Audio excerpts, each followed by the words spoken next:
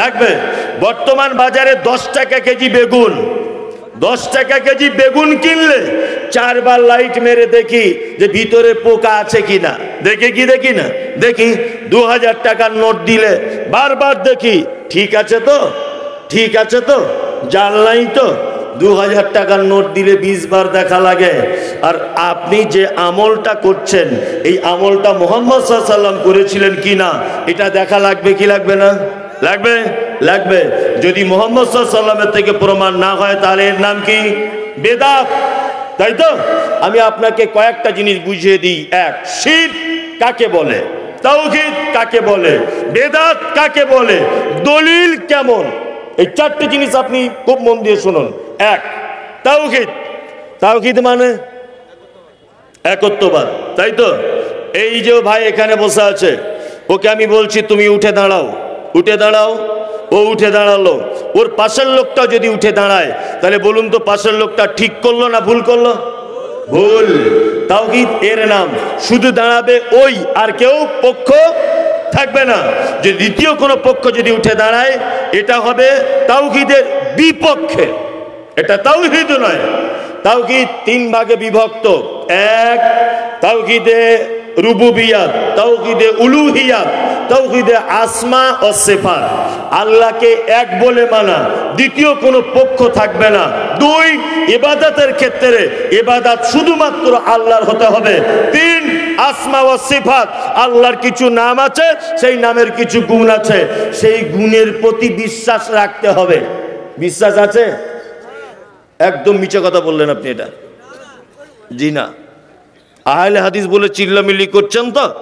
আহলে হাদিস তাওহীদের 2টো জিনিস মানে। এক, আল্লাহকে এক বলে মানে। 2, ইবাদত আল্লাহরই জন্য করে, কিন্তু আসমা ও সিফাতের জায়গাতে তাওহীদ বহুত দুর্বল। জি, তাই না? আচ্ছা বলুন তো, কোর্টে যখন বিপদে পড়ে যান, থানায় যখন বিপদে পড়েন, বা আপনি যখন জেলে চলে যান, বাঁচার জন্য কাকে ধরতে হয়? উকিল। জি, শব্দটা হচ্ছে ওয়াকিল, উকিল নয়। আল্লাহ তাআলার অনেকগুলি নামের মধ্যে একটা নাম আছে ইয়া ওয়াকিল, আছে মানে উদ্ধারকারী। উকিল মানে কি? উকিল মানে আপনি মার্ডার করেছেন, তারপরেও ও জজের সামনে দাঁড়িয়ে বলবে যে জজ সাহেব, যেদিন মার্ডার হয় আমার মক্কেল সেদিন বাড়ি ছিল না। এটা বলবে আমার মক্কেল বাড়ি ছিল না, মানে কি? যে কোনো ভাবে হোক আপনাকে বাঁচিয়ে আনবে। এর নাম কি? উকিল। আল্লাহর নাম আছে ওয়াকিল। যে কোনো ভাবে হোক আপনাকে বাঁচাতে পারে কে? আল্লাহ। তাওহীদ সংক্ষিপ্ত আকারে বুঝে যান। নাম্বার 2, শিরক কাকে বলে? এটা তাওহীদের বিপরীত শব্দ বলতে পারেন, বা বিরুদ্ধের শব্দ। সবথেকে ভয়ঙ্কর শব্দ, তার নাম শিরক। শিরক কাকে বলে? আল্লাহর যে ক্ষমতা আছে, এই ক্ষমতা পৃথিবীর অন্য কারো আছে, এটা মনে করা কি শিরক। আল্লাহর যে পাওয়ার আছে, এই পাওয়ার আর কারো আছে, এটা মনে করা কি শিরক। রুজির মালিক কে? আল্লাহ। হায়াত মাওতের মালিক কে? আল্লাহ। সুস্থর মালিক কে? আল্লাহ। কিন্তু এক শ্রেণীর মানুষ আছে, তারা এটা স্বীকার করে না যে আল্লাহ সব ক্ষমতার ঊর্ধ্বে। তারা আবার মাঝে সাঝে নাঙল ধরছে অন্যদিকে, হচ্ছে না? রুজির মালিক আল্লাহ, তাই না? ভালো টনটনে জ্ঞান আপনার। একটা লোক বাস কিনেছে, বাস। তা পীর সাহেবের কাছে গেছে, গিয়ে বলছে পীর সাহেব একটা তাবিজ করে দেন তো। তা বলছে ক টাকার তাবিজ নিবে? বলছে কেমন দামের আছে? বলছে হাই পাওয়ারের দাম 10,000। এ তখন ভাবছে বাবা 15 লাখ টাকার বাস কিনতে পারলাম, আর 10,000 তাবিজ কিনতে পারবো না। বলছে কাজ কি তাবিজের? বলছে ড্রাইভার যেখানে বসে চালায় ওর পাছার তলাতে লাল সুতো দিয়ে বেঁধে দিবে। বলছে পীর সাহেব কাজ কি হবে? বলছে কাজ মানে এই রোডে সব বাস ফাঁকা যাবে, তোমার বাসে প্যাসেঞ্জার বাদুরের মতো ঝুলবে। কি আশ্চর্য ব্যাপার! বলছে বাদুরের মতো করে প্যাসেঞ্জার ঝুলবে। এ তখন দেখছে 10,000 টাকা না দিয়ে পারা যায়। হ্যাঁ, দিয়ে দিল। জি, আল্লাহু আকবার। তো মনে মনে ভাবছি তোমার তাবিজের যদি এত পিকআপ, সব বাস যদি খালি করে এর বাসে প্যাসেঞ্জার তুলে দিতে পারো, তো ব্যাংকের ম্যানেজারকে একটু তাবিজ করে সব টাকাগুলো নিজের পকেটে না ঢুকিয়ে তাবিজ বেচে ফাচ্ছে কেন হারামখোর? তাবিজ বিচে খাচ্ছ কেন? হ্যাঁ, ঈমান নষ্ট করে দিচ্ছে। রুজি কে দিতে পারে? আল্লাহ। দোকান খুলেছে, হঠাৎ করে একটা লোক গেল, গিয়ে বলছে 5 টাকার মুড়ি দেন তো। তা বলছে পয়সা এনেছ? বলছে পয়সা আনা হয়নি, ধারে। বলছে ছি ছি ছি ছি, এখনো বউনি হলো না, ধারে মাল দেবো না। আবার কিছু কিছু লোক বলছে দাঁড়া ধূপকাঠি জ্বালাই, দোকানটা ভালো করে ঝাড়ু দিই, পরিষ্কার টরিষ্কার করি, তার আগে মাল দেওয়া যাবে না। ধূপকাঠিতে গোবর আর কাঠের গুঁড়ো এই দিয়ে ধূপকাঠি তৈরি করা হয়, তো ও তোমার ধূপকাঠি দোকানের বরকত কি করে দিতে পারে? হ্যাঁ, অনেক ড্রাইভারকে দেখা যায় গাড়ি চালাতে চালাতে রাস্তা দিয়ে একটা বিড়াল চলে গেল, চাট করে ব্রেক মেরে দিল, গাড়ি হিঁচড়ে চলে গেল। আমার ড্রাইভারকে বলে দিয়েছি ওসব যেন করতে যেও না। বিড়াল শিয়াল কুকুর যা দেখবে মানবতা দেখাবে, বাঁচাতে পারলে বাঁচবে, না তো মারা যাবে, এটাই চূড়ান্ত। তা আমাকে বলছে কেন একটু দাঁড়াতে হয়, অ্যাক্সিডেন্ট হয়ে যেতে পারে। চলো, ও তো বিড়াল, ওর কি ক্ষমতা আছে অ্যাক্সিডেন্ট করে দিবে? ওর কি ক্ষমতা? পৃথিবীতে ভালো মন্দ করে দেওয়ার কারোর কোনো ক্ষমতা আছে? কারোর কোনো ক্ষমতা আছে? নেই। সমস্ত কিছু ক্ষমতার মালিক কে? আল্লাহ, আল্লাহ, আল্লাহ। বর্ধমান ওই আপনার মুর্শিদাবাদ লালগোলাতে জলসা করে ফিরছি, এগুলো সোশ্যাল মিডিয়াতে অনেকবার বলেছি, আবার আপনাকে ডাইরেক্ট পেয়েছি বলে বলছি। তো আমাকে একটা লোক স্টেশনে রাখতে আসছে, তা আমাকে বলছে হুজুর জ্যান্ত পীর দেখেছেন? বলছি না, জ্যান্ত পীর তো কোনোদিন দেখিনি। মনে মনে ভাবছি খায় না গায়ে মাকে, তখন অত বুঝতাম না, তখন নতুন নতুন বক্তা হচ্ছে আর কি। তা খুব কনকনে শীত আর হালকা করে বৃষ্টি হচ্ছে, তা আমাকে বলছে জ্যান্ত পীরের মাজার আছে এখানে, চলুন তাহলে একটু দেখবো। গেলাম, দরজায় দাঁড়িয়ে আছি, গেটম্যান বলছে কি কার সঙ্গে দরকার? তো ও তো জানে না যে মাদ্রাসায় পড়া ছেলে কি মাল্টিভিটামিন হয়, ও জানে না এটা। আমি বলছি যে একটু বাবার সাথে দেখা করব। বাবা আছে? হ্যাঁ বাবা আছে। দেখা করব। বাবা দেখছি সূর্য উঠবো উঠবো ভাব, হালকা হালকা বৃষ্টি বৃষ্টি ভাব, এরকম একটা ফজরের পরে টাইম। বাবা দেখছি বড় পাকড়ি বেঁধে হাতে লাঠি নিয়ে দাঁড়িয়ে আছে। তা আমি গিয়ে বলছি আসসালামু আলাইকুম। বাবা বলছে ওয়ালাইকুম আসসালাম, কি চাই? আমি বললাম বাবা কি পাওয়া যায়? খুব মিষ্টি করে, কি পাওয়া যায়? বলছে আমাদের দরজা থেকে কেউ ফেরত যায় না। আমি বললাম আল্লাহু আকবার। দেখছি একটা বিশাল বটের গাছ, বটের গাছে দেখছি ছোট ছোট ইট বাঁধা আছে, লক্ষ লক্ষ না কোটি কোটি বললে ভুল হবে না, গোনা তো সম্ভব নয়। বললাম বাবা ইট বাঁধার কারবারটা কি? তা বলছে যাদের বাচ্চা কাচ্চা হয় না, এই গাছে যদি ইট বেঁধে দিয়ে যায়, ইটের ভারীতে জাল, গাছের ডালটা যত নিচু হবে ওর বইয়ের পেটও তত ভারী হবে। বললাম বাহ, এমবিবিএস ডাক্তার ফেল হয়ে গেল, এফআরসিএস লন্ডন বাড়িতে বসে আছে, কলম আর খাতা নিয়ে পেশেন্ট অপেক্ষা করছে। তার যত বাচ্চা তাহলে বট গাছই। আমাদের মমতা সরকার দেখতে পেলে তো উপড়িয়ে নিয়ে চলে যেত, মনে মনে ভাবছি। হ্যাঁ, লাস্টে বেলা আমি মুচকে হেসে বলছি বাবা ছোট্ট একটা জিনিসের জন্য আপনার কাছে এসেছি, যদি কিছু মনে না করেন খুব উপকার হয়। বলছি বলো। সবার আশা পূরণ হয়ে যায়। আমি বললাম এই যে চিট ফান্ড দেখছেন না, হ্যাঁ এই যে র্যামেল এমপিএস এসব যে গ্রুপ সব করেছিল চিট ফান্ড, কোটি কোটি টাকা মেরে দিয়েছে না কোম্পানিরা, রোজ ভ্যালু মেরেছে না। আমি তখন বলছি আমার প্রায় 16 লাখ টাকা মতো মার্কেটে কালেকশন করেছিলাম, টাকা ফেরত দিতে পারছি না বলে বাড়িতে টিকতে পারছি না, যদি দিয়ে দিতেন 16 লাখ টাকাটা আজকে খুব ভালো হতো। বলছি ওটা পাওয়া যায় না। আমি তখন বলছি ও তুমি তাহলে ছেলে করে দিতে পারছো বিহারের মেয়েকে, মুর্শিদাবাদের মেয়েকে ছেলে করে দিতে পারছো, কলকাতার মেয়েকে তুমি ছেলে করে দিতে পারছো বট গাছে ইট বেঁধে, আর আমার সামান্য এই টাকাটা দিতে পারো না। প্রতারক, মিথ্যুক, সারা পৃথিবীতে যত এইরকম জায়গা আছে সব শিরক, সব কি শিরক। সমস্ত কিছুর ক্ষমতা কে রাখতে পারে? আল্লাহ, আল্লাহ, আল্লাহ। শিরক কেমন জিনিস আপনাকে একটা কথা বুঝিয়ে দিই। আমি মুমতাজুল ইসলাম পলাশী রেল স্টেশনে দাঁড়িয়ে আছি, এই জায়গাতে ওই জায়গাতে দাঁড়িয়ে আছে আর একজন মাওলানা সাহেব, তার নাম আব্দুল্লাহ, দুইজন দাঁড়িয়ে আছি। আমার হাতে আছে একটা বিস্কুট, এক গ্লাস চা। ওই মৌলভী সাহেব হাত পুরো ফাঁকা, একটা কুকুর প্ল্যাটফর্মে ঘুরছিল।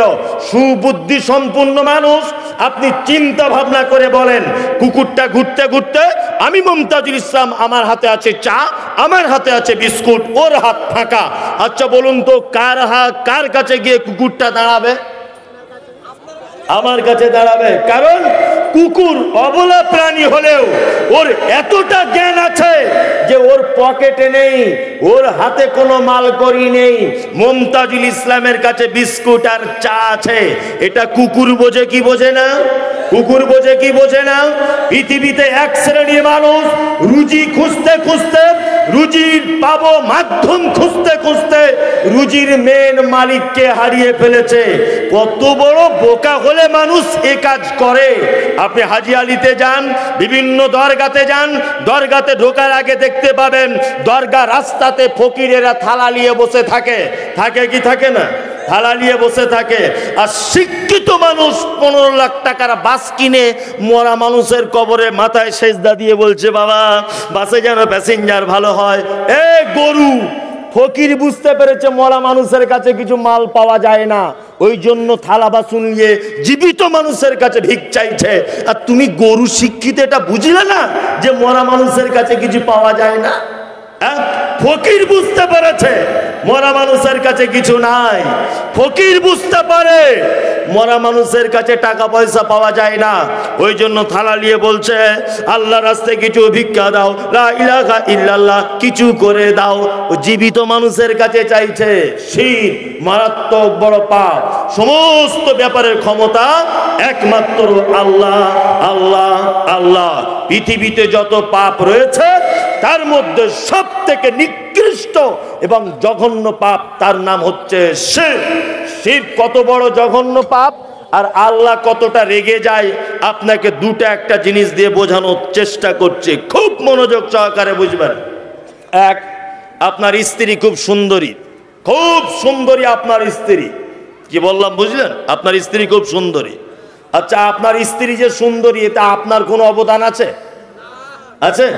ওর চোখ সুন্দর, ওর চুল সুন্দর, ওর হাঁটু সুন্দর, ওর চলন সুন্দর, ওর মাথা সুন্দর, ওর হাসিটা সুন্দর। আচ্ছা, আপনার কোনো অবদান আছে? এটা কার দান? আল্লাহ। আপনি কি করেছেন না, আপনি বিয়ে করেছেন, ইমাম সাহেবকে 200 টাকা দিয়েছেন, দেনমোহর দিয়েছেন 1000 টাকা, আর সোনার একটা আংটি দিয়েছেন, 2টো নখ পালিশ আর ঠোঁট পালিশ কিনে দিয়েছেন। আপনার বউ হয়ে গেছে। 4-5 মাস সংসার করছেন।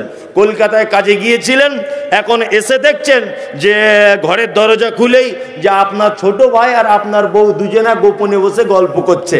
আচ্ছা বলুন তো, রাগ হবে কি হবে না আপনার? হবে। কেন? এত অধিকার কিসে? 2টা আলতা ফিতে দিয়ে এত অধিকার যে তোমার ছোট ভাইয়ের সঙ্গে কথা বললে তোমার রাগ হয়? কি দিয়েছ কি? ওর রূপ কি তোমার দেওয়া দান?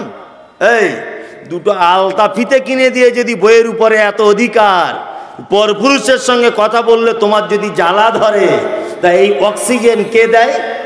আল্লাহ। চোখে দেখেন চোখ কার? আল্লাহ। হাত কার? মুখ কার? গোটা বডিটা কার? আল্লাহ। তো আমার আল্লাহ টোটাল বডিটা তৈরি করলেন। আল্লাহকে বাদ দিয়ে যদি অন্য কারোর কাছে যান, মানে স্বামীকে বাদ দিয়ে যদি দেওরের কাছে যান, যেমন স্বামী রাগ করে, তেমন আমার আল্লাহ টোটাল কিছু দান করার পরেও আপনি যদি আল্লাহকে বাদ দিয়ে অন্য কারোর কাছে যান, আল্লাহ রাগ করবে কি করবে না? করবে। এর নাম হচ্ছে শিরক। 2, শিরক জেনে গেলেন। 3 নাম্বার বেদাত। বেদাত জানুন এবার। বেদাত কাকে বলে? বেদাত কিন্তু ভালো কাজ না খারাপ কাজ? ভালো কাজ। বেদাত কি? ভালো কাজ, একদমই খারাপ নয়। যারা বলছে খারাপ তারা ভুল বলছে। আমি একটু পরে আপনাকে বোঝাচ্ছি বেদাত কেমন, আপনাকে বোঝায়। কিছু কিছু লোক বলছে হাদিস কোরআনে নাই বা থাকলে একটু বেশি করেই করি, ক্ষতি কি আছে? বলছে না? বলছে বেদাত কেমন। আপনাকে একটা গল্পের আকারে কথা বলি। একটা লোক অসুখ করেতে, তার চোখের খুব অসুখ। ডাক্তারের কাছে গেছে, ডাক্তার চশমা লিখে দিয়েছে। তো ও প্রেসক্রিপশনটা নিয়ে কোন এক ফার্মেসিওয়ালার কাছে গিয়ে বলছে যে আমার এই চশমাটা দেন। ফার্মেসিওয়ালা বলছে ভাই 50 পাওয়ারের চশমা লেখা আছে। বলছে দাম কত? রুগী বলছে দাম কত? বলছে 50 টাকা। রুগী আবার বলছে 50 পাওয়ারের দাম 50 টাকা, তাহলে 100 পাওয়ারের দাম? বলছে 100-এর দাম 50। বলছে 150 পাওয়ারের দাম? বলছে 150 পাওয়ারের একই দাম, একই দাম। রুগী তখন মনে মনে ভাবছে যে তাহলে 50 পাওয়ারে কেন নিতে যাবো, 150 পাওয়ারেরই লিখ। 150 পাওয়ারের নিয়ে যায়। বাজারে মাছ কিনতে কিনতে পুঁটি মাছগুলোকে কাতলা মাছের মতো দেখেছে, কিনে নিয়ে এসেছে। ওর বউ জুত করে পুঁটি মাছ কেমন রান্না করে, আমাদেরও 24 পরগনার পুঁটি মাছ চচ্চড়ি করে, ভেজে খায়, টক দিয়ে রান্না করে খায়, তাই তো? পুঁটি মাছের কি আর দাকা করে ভাজা যায়? তো স্বামী যখন খেতে বসেছে, ওর বউ পুঁটি মাছ দিয়েছে, ওর স্বামী তখন বলছে, এই জাহান্নামী মেয়ে, বড় মাছগুলো কি তোর ভাইদের বাড়িতে পাঠিয়ে দিলি? তো বলছে, আল্লাহর কসম না, তুমি তো এটাই এনেছো। বলছে, আমিও আমার নানির কসম দিয়ে বলছি না, আমি বড় মাছ এনেছি। স্বামী স্ত্রী খুব ঝগড়া, এই মেরেছে ঠ্যাস করে এক চট। 3-4 দিন 5 দিন একভাবে মার খাচ্ছে, বউটা একভাবে মার খাচ্ছে। তখন এই লোকটা তখন ভাবছে, এতদিন 30 বছর সংসার করছি, আমার বউ কোনোদিন মার খায়নি, এখন কেন মার খাচ্ছে? তাহলে চশমার কি কোনো প্রবলেম? ডাক্তারের কাছে গেছে, ডাক্তারবাবু দেখুন না, কি সর্বনাশ ব্যাপার। তো যে কি ব্যাপার? বলছে, আমার বউ খুব মার খাচ্ছে। ডাক্তার চশমা দেখে অবাক, যে ভাই আপনাকে তো আমি এটা লিখিনি, আমি লিখেছি তো 50 পাওয়ারে, তো তুমি যদি এই চশমা ভাই আর 1 মাস ব্যবহার করো, বউ তোমার তালাক হয়ে যাবে, আমি তো লিখিনি তোমার। তার মানে ডাক্তার প্রেসক্রিপশন আপনার প্রয়োজন যতটা ততটা করেছে। যদি আপনি মাস্টারি করে যদি সস্তার ভেবে 150 পাওয়ারের মাল লাগান, আচ্ছা বলুন তো দেখি, কাজ হবে না রুগী মারা যাবে? কোনটা? রুগী মারা যাবে।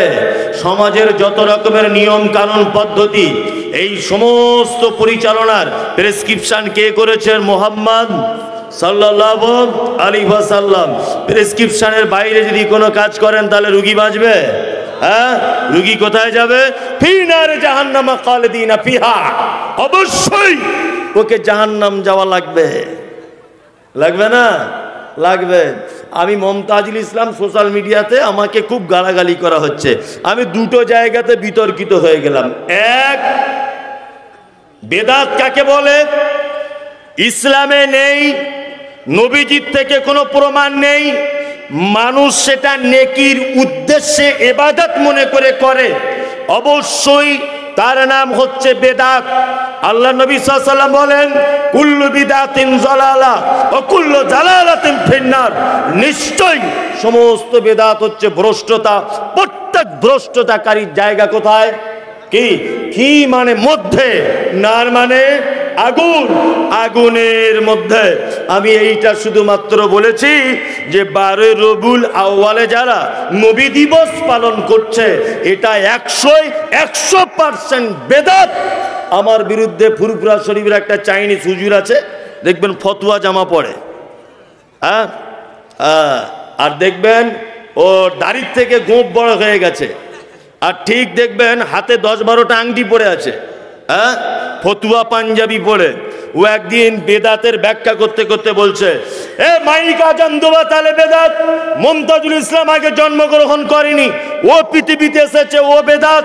মোবাইলে কথা বলা বেদাত। চাল ছিল না আল্লাহ নবীর যুগে, এখন চালের ভাত খাওয়া বেদাত। মনে মনে বলছি, ওরে গরু, বেদাত কাকে বলে তুই জানিস? বেদাত কাকে বলে জানিস? এই ইবাদতের জন্য যদি কিছু ব্যবহার করা হয়, ওটা বেদাত নয়। ইবাদতের মধ্যে যদি কিছু ঢুকিয়ে দেন নেকি পাবার আশাতে, অবশ্যই ওটা বেদাত। মাইক, আমি মমতাজুল ইসলাম, আমার এটা নিয়ত নেই যে মুখে আজান দিলে 10টা নেকি, মাইক আজান দিলে 30টা নেকি, এইরকম কোনো মুয়াজ্জিনের উদ্দেশ্য আছে? আছে? নাই। তাহলে মাইক কেন বেদাত হতে যাবে? এ তো জড় বস্তু। ভাত কেন বেদাত হবে? আমাদেরকে এইটা বিশ্বাস আছে যে খেজুর খেলে 10 নেকি, ভাত খেলে 300 নেকি, এইরকম কারোর ইচ্ছা আছে? নাই। ভাত কেন বেদাত হতে যাবে? বলছে মোবাইলে কথা বলা বেদাত। মোবাইল কেন বেদাত হতে যাবে? ও তো জড় বস্তু, মোবাইলে কথা বললে নেকি বেশি হয়, এটা আমরা ধারণা করি না। শুনুন, আবার হুজুর বেদাতকে 2টো ভাগে ভাগ করে দিয়েছে, বলছে বেদাতে সাইয়্যা, বেদাতে হাসানা।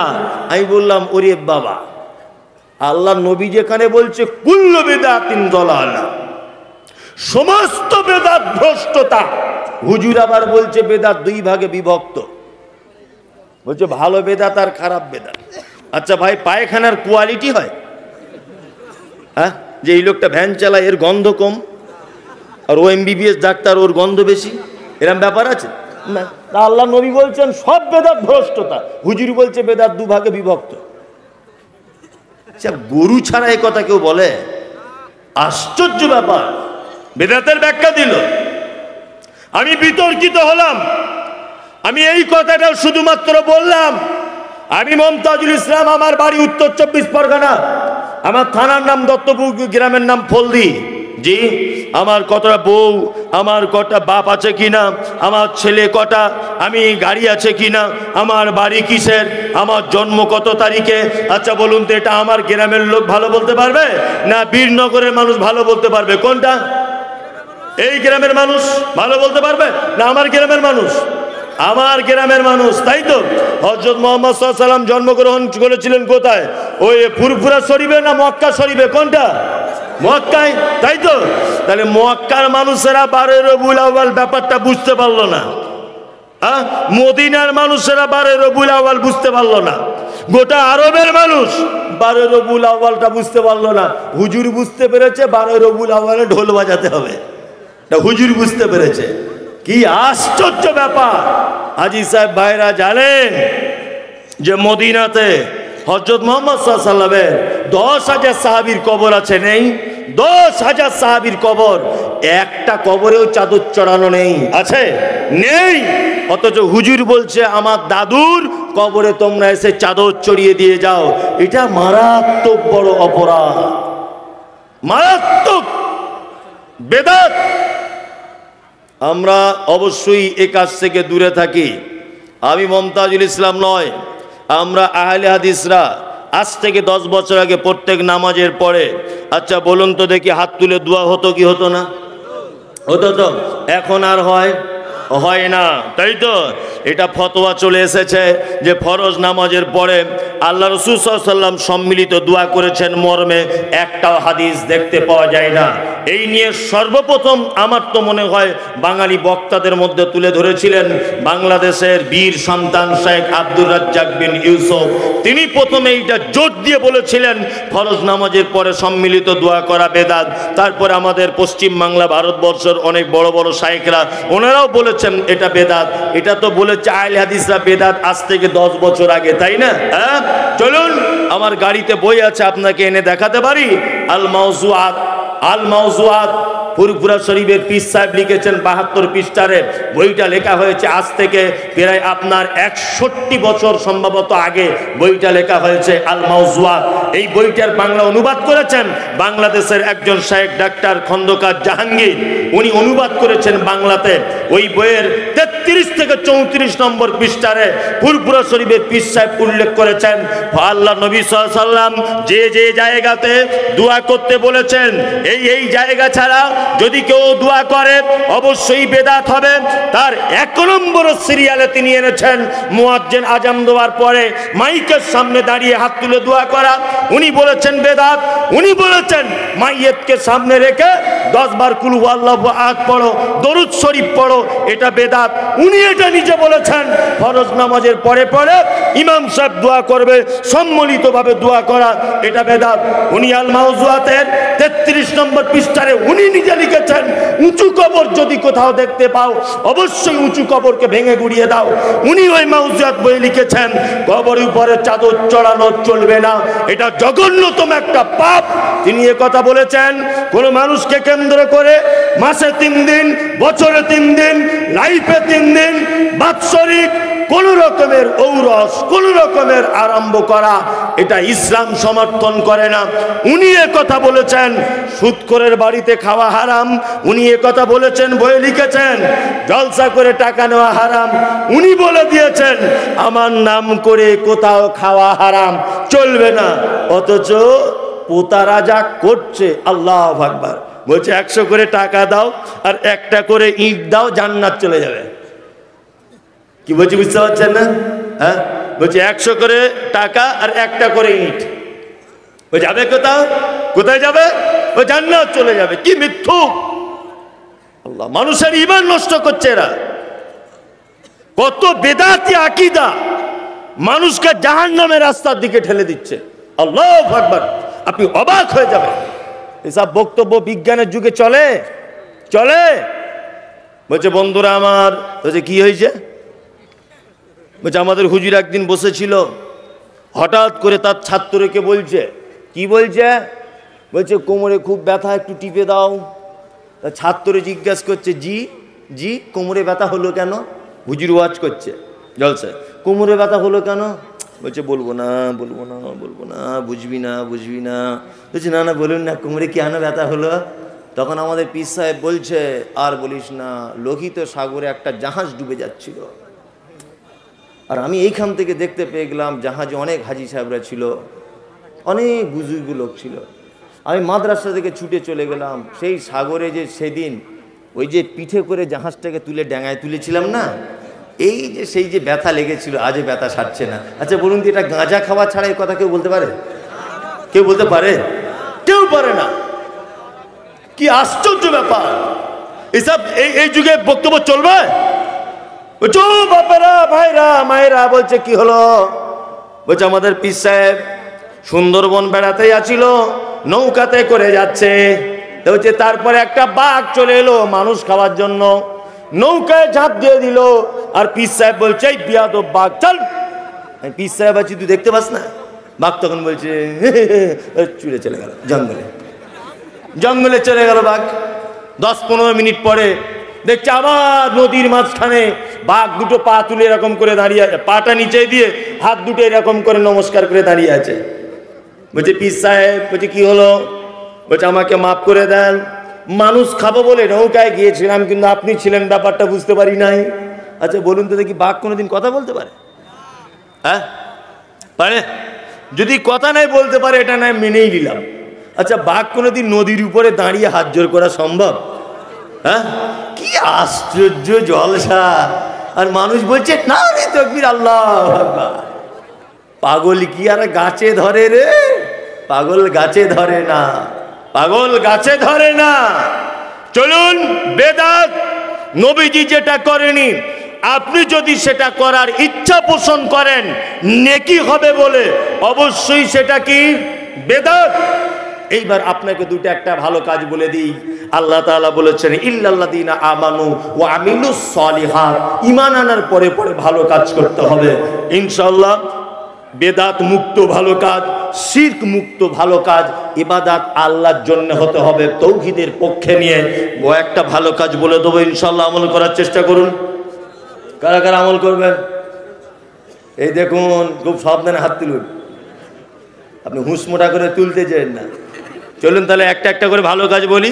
শাইখুল হাদিস বসে আছেন, এবার একটা একটা করে ভালো কাজের হাদিস বলছি, আপনি মানার চেষ্টা করুন। আজকে থেকে শুরু করবে ইনশাআল্লাহ, ইনশাআল্লাহ ইনশাআল্লাহ।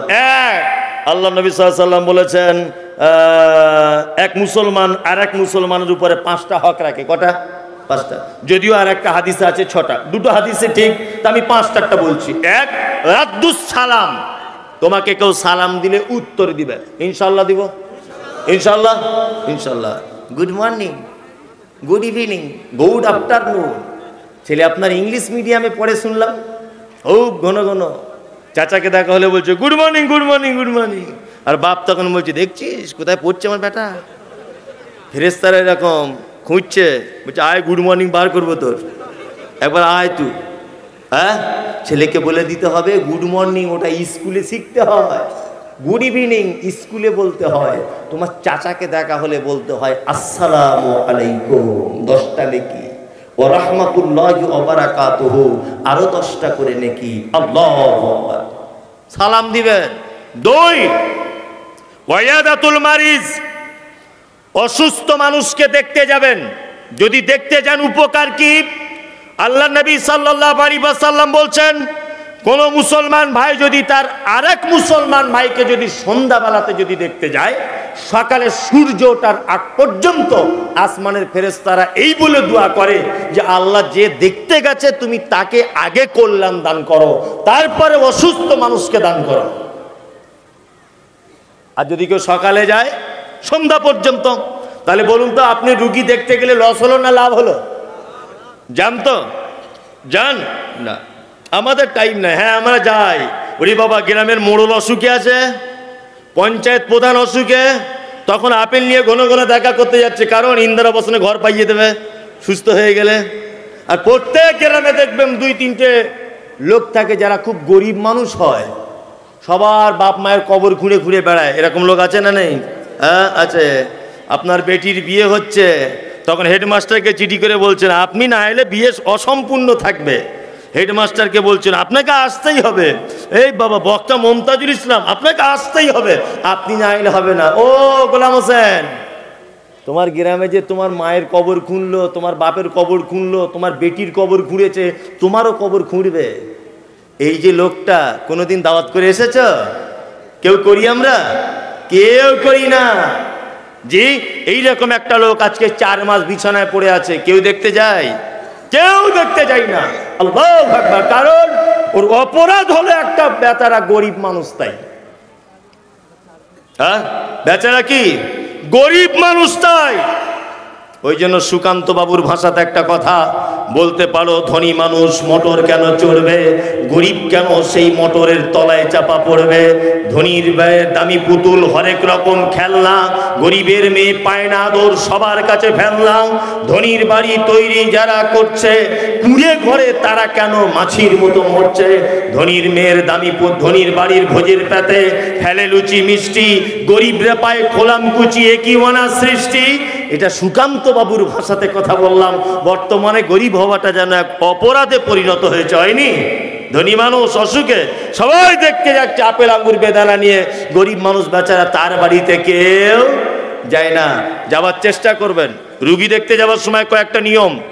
বিছানায় শুয়ে আছে, তাকে গিয়ে মাথায় হাত দিয়ে বলবেন লা বাসা তাকুরুন ইনশাআল্লাহ, চাচা ভাই মামু টেনশন করো না, আল্লাহ তোমাকে ভালো করে দিবে ইনশাআল্লাহ। অসুস্থ মানুষকে দেখতে যাব ইনশাআল্লাহ।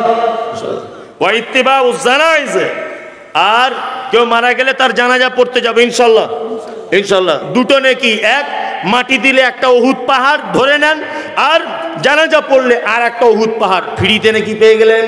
নাম্বার 4 ওয়া ইজাবাতুদ দাওয়াতে, রাসূলুল্লাহ বলছেন তোমাকে কেউ দাওয়াত দিলে গ্রহণ করো ইনশাআল্লাহ। ইনশাআল্লাহ।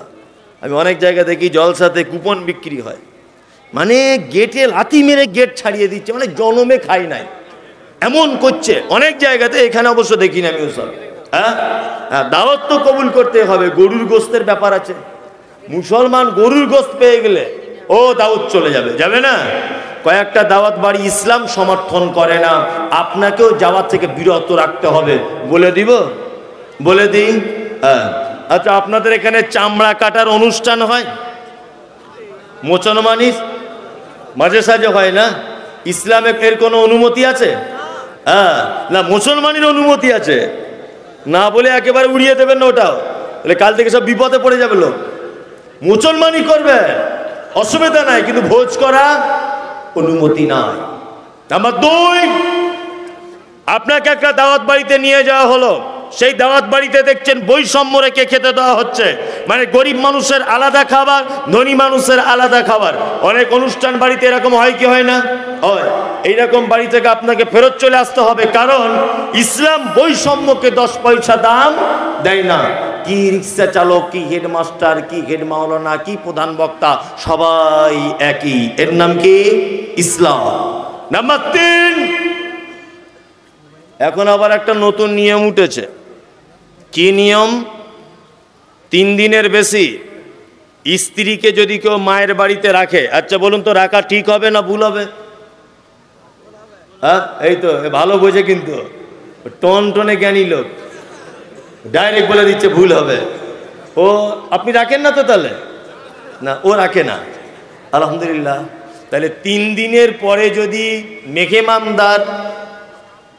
মেহমান আসে বাড়িতে, 3 দিনের পরে আর থাকার পারমিশন নাই। আপনার স্ত্রীর সঙ্গে আপনার যেদিন থেকে বিয়ে হলো, বলুন তো স্ত্রী কার? আপনার। আপনার শ্বশুরের আর কোনো দায়িত্ব থাকলো না? তাহলে বউ এখন আপনার হয়ে গেল। এতদিন বিয়ের আগে দায়িত্ব কার? ওর বাপের ছিল। নতুন বৌমা বিয়ে হয়েছে, নতুন বাচ্চা হতে মেয়েরা যায় কোথায়? বাপের বাড়ি, তাই না? মাশাআল্লাহ, বাচ্চা হয়েও গেছে, হওয়ার পরে বেটা ছেলে হয়েছে। তা বিয়াই ফোন করে বলছে আমাদের বাড়িতেই প্রথম বেটা হলো, তা 30 জন বিয়াই আনতে যাবে, কিছু মনে করবেন না। আপনাদের এখানে হয় নাকি স্যার? হ্যাঁ, টাটা সুমো গাড়ি পাঠিয়ে দিচ্ছে, হ্যাঁ, ভোঁ ভোঁ করে চলে গেল, জনমের খাওয়া খেয়ে চলে এলো। ওই বেটির বিয়ে দেওয়ার এখনো দেনা শোধ করতে পারলো না, বেচারা গরিব মানুষ, আবার 30 জন গিয়ে ধ্বংস করে দিয়ে চলে এলো। এ কি কম বড় অত্যাচার? এটা কি মেনে নেওয়া যায়? কোন বড় অত্যাচার!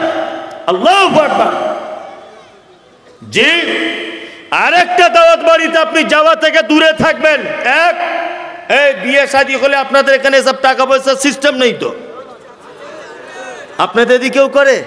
আমি ভাবছিলাম হয়তো আমাদের এদিকে হয়, আপনাদের এদিকেও। মাশাআল্লাহ। যাই হোক, তাহলে এত বড় বড় মাদ্রাসা, বিশাল স্কুল, আলামিন মিশন, কাজ কই তাহলে? সব তো রুগী, সুস্থ লোক তো দেখতে পাচ্ছি না। এই আপনারা কেউ কেউ নেননি, এরকম লোকও তো আছেন যে আমি 1 টাকাও নিইনি। ওই যে বাপের বেটা প্রথম হাত তুলে দিয়েছে, আল্লাহু আকবার। 1 টাকাও নিইনি, আলহামদুলিল্লাহ আলহামদুলিল্লাহ। আর যারা হাত তুলতে পারছে না, নিশ্চয়ই গোলমাল, এটা বুঝে নিতে হবে, তাই না? নিশ্চয় কি গোলমাল। চলুন এবার আপনাকে একটা কথা শোনাই। একটা লোকের বেটির বিয়ে লেগেছে, তা লোকটা